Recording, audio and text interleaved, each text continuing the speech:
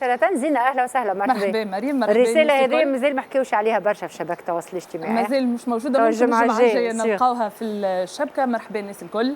دونك نحاولوا نعملوا ريكاب للأحداث والأهم المواضيع اللي حكاوا عليهم التوانسة في شبكة مواقع التواصل الاجتماعي. بداية الأسبوع كانت الحديث بالأساس في كل مواقع التواصل الاجتماعي على أعمال الشغب في الكرة اللي كانت بينات الترجي في مباريات الترجي الرياضي التونسي وشبيبة القبائل الجزائرية اللي أدت إلى القضاء بسجن 31 مشجع للترجي الرياضي التونسي بتهم مختلفة، منها الاعتداء على الأشخاص والأضرار عمدا بالأملاك العامة والخاصة والاعتداء بالعنف الشديد على موظف حكومي. تعليقات كانت كبيرة خاصة من جماهير ومحبي الترجي الرياضي التونسي اللي بالطبيعة يحبوا يبعدوا النادي متاعهم على كل يعني مخالفات وإلا تنجم تأدي. يقول لك إنه لازم اليوم فتح بحث جدي مطلوب، هذايا المطلوب كما قاعدين نقرأ. وناصر الهاني يكتب التعامل الموضوعي والحيادي كذلك في المسألة هذية مهم ومهم جدا. بالطبيعة يقدم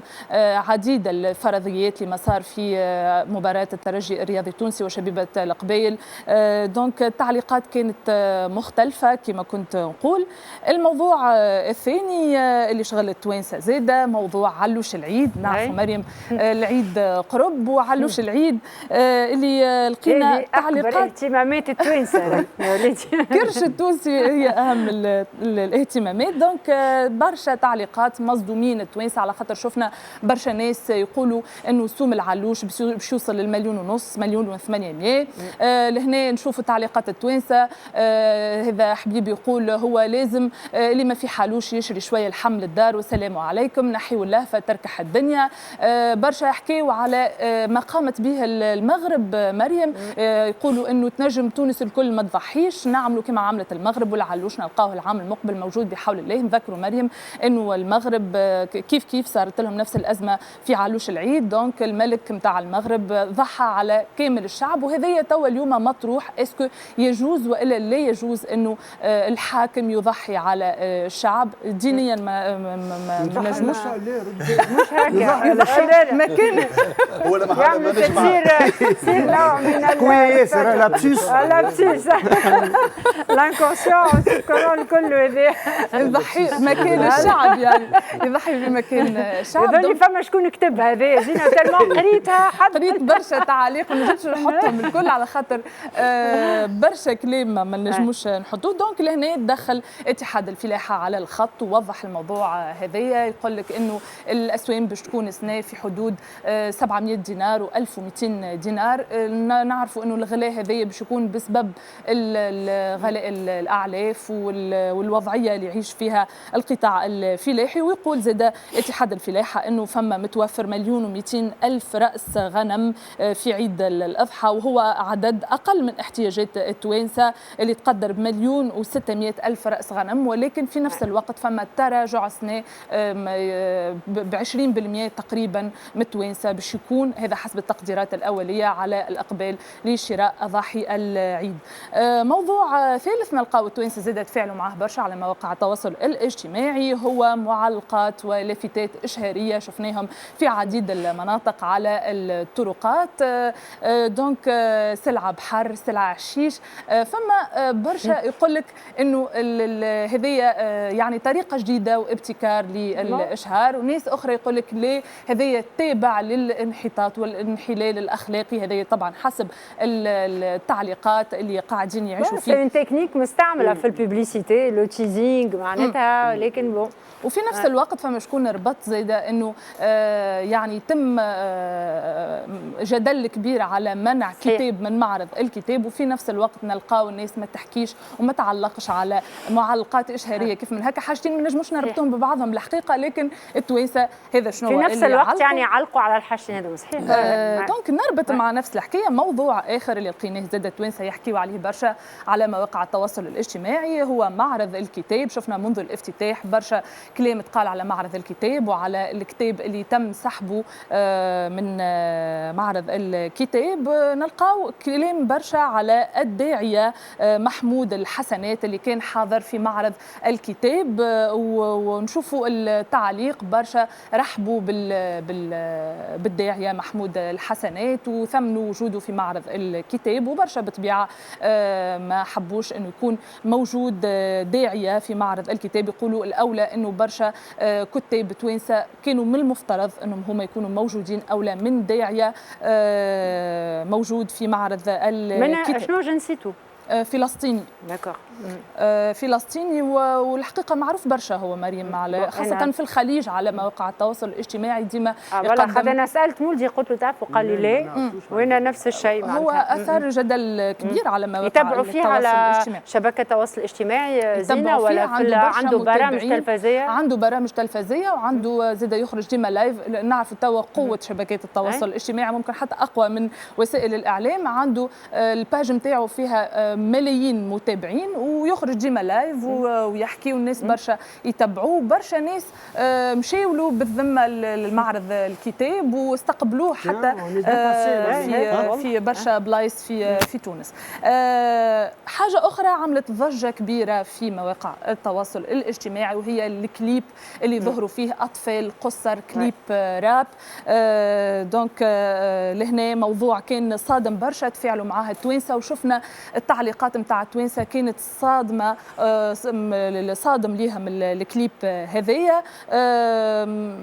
لهنا الرد جاء بسرعه من وزاره الاسره والمراه والطفوله ومندوب الطفوله اللي تعهدوا بالموضوع وبوضعيات الاطفال اللي ظهروا في الكليب هذايا، واللي قالوا انهم باش يتخذوا الاجراءات الجزائيه اللازمه كل من يثبت ايديته. في الموضوع هذا نحب نسمع سي رؤوف زينه وعصام، فنانين وكيفاش يتعاملوا. سي رؤوف. انا علقت عليه وبارتاجيت برشا اصدقاء حالة مرعبة مخيفة جدا، ومش معقول نقعدوا ساكتين امام مسائل كيف هذه، ولا بد من العقاب الصارم لكل من كان سببا في هذا الامر، لان مس ليس بالطفل فقط، وليس بالتربيه فقط، وليس بالاولياء فقط، مس بالكرامة الإنسانية أصلا. أنه نعود التلاميذ، نعود الأطفال وندربهم على التتبع، باش يتتبعون مع مسائل كيف هذه ومشهد كيف هذه اللي هو حالة خطيرة. أقل من 10 سنين،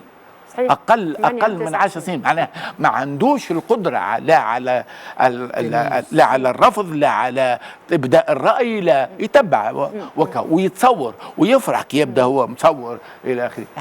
حاجة خطيرة، وهذا ما يخصش كان وزارة التربية، يخص وزارة الثقافة، ما يخصش كان وزارة الأسرة والطفل، تخص وزارة الشباب والرياضة، يخص وزارة الشباب طبعا. وحان الوقت عايش أختي مريم أن نوحد الصفوف، وأن معناتها نتقابلوا مع بعضنا كل الأطياف وكل الأطراف المعنية بالشأن التربوي والشأن الثقافي وشأن الطفولة وشأن الإبداع. نشوفوا مع بعضنا شنو هي المقاربات اللي ممكن تتفاعل مع بعضها واللي ممكن تتكامل مع بعضها باش نكونوا صدا منيعا لمثل هذا التصرف. والله أنا شفت الطفلة محلاها، هي طفلة بنوتة تتكلم بكل طلاقة وكل يعني جات قالت راني أنا طفلة مانيش يعني بنت شارع، ومانيش يعني من عاني من الفقر، ومانيش كذا ومانيش كذا وكل شيء، وراني أنا جايبة روحي في قرايتي، وبدات توري في شهادة ورا شهادة ورا شهادة ورا شهادة، وغلقت الموضوع غاديكا. المشكل انه كيفاش هيك الشهايد هذوكم الكل يعطيوا السيف والكلام هذاك الخايب وكل شيء، فهمت؟ غادي الوحله هي كلها غاديكا، هي خاطر صغيره ما تعرفش معناها الحقيقه. المصيبه الكبيره انه يعني ما ثماش اكثر من هذا باش يورينا اللي المنظومه التعليميه كلها غالطه. صحيح. زينه نواصل معاك، زي عندك نكملوا مع الحادثة الأخرى مريم اللي صارت في الكيف، وهي حادثة وفاة الرضيع واستئصال رحم والدته بعد الحالة المزرية. يظهر لي الناس الكل تبعوا القضية هذه، الحالة الظروف المتردية في القطاع الصحي في الكيف. شفنا أنه الجولة اللي قامت بها أم المرأة الحامل هذه من مستشفى المحلي بالقصور، المستشفى الجهوي بالكيف، للمصحة اللي رفضت. ولهنا شفنا مريم اللي لاحظناه أنه برشا يعني نقد للمصحات. الناس الكل تقريبا ينقدوا في المصحة، سايبوا المستشفيات الجهوية وشدوا في طبعا فما نقد كبير للمستشفيات الجهوية، لكن يقولوا انه اليوم على المصحات انهم يتحاسبوا كيفاش المصحات هذوما حتى من باب الإنسانية لازم كانوا يقبلوا المريضة هذية.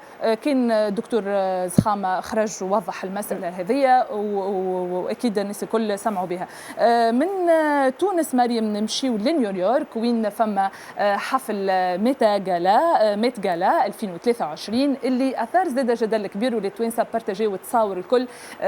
نلقاو إطلالات غريبة لبرشا مشاهير. الحفل هذا يتخصص لتكريم مصمم الأزياء العالمي كارل لاغارفيلد اللي كانت فيه إطلالات غريبة كما قلت مستوحاة من الماركة هذه، تحديدا من بدلة كارل لاغارفيلد والقطوسة الشهيرة نتاعو، حتى انه اللباس فما كلهم تقريبا مستوحى من القطوسة نتاعو. هذه اثار جدل كبير الناس الكل كيفاش الاطلالات هذه. يقول لك توا فهمنا علاش التوانسة في مهرجان قرطاج والا في ايام قرطاج السينمائية علاش يظهروا بالطريقة هذه. يظهر لي استوحوا في الافكار تاع اللباس نتاعهم من ميت غالا. نختموا مريم بسهرية البارح كانت اثارت جدل كبير، على الاقل حاجه ايجابيه زاد نختموا بها، وكان نجم فيها صابر الرباعي. صابر الرباعي اللي البارح كان موجود في روائع الموجي في الرياض، حفل كبير كان موجود فيه شيرين عبد الوهاب وائل جسار صابر الرباعي، لكن الحب الكل يعني الانظار الكل اتجهت لامير الطرب العربي صابر الرباعي اللي كان متميز على المسرح وادى اغنيات عبد الحليم حافظ جبار، وبرشا قالوا صابر الرباعي فعلا هو جبار. ونجاح مرة أخرى للشيخ تركي اللي هو قاعد هو عنده ملف الكوميونيكاسيون والثقافة في السعودية، دونك قوة السوفت باور السعودية كيفاش قاعدة تخدم في هذه السهرة. ميرسي بوكو زينة.